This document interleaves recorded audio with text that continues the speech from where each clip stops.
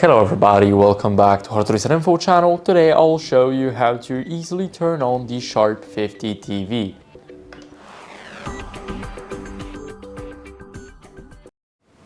So there's two ways of doing that. The first one is to hold the red button on your TV remote in the top left corner as you guys can see, now the light disappeared and the TV is turned on. But I'll show you guys the second method. So let me just do that. Now we need to put our finger right here in the middle. Now click it and the TV should also turn on. So there are two ways.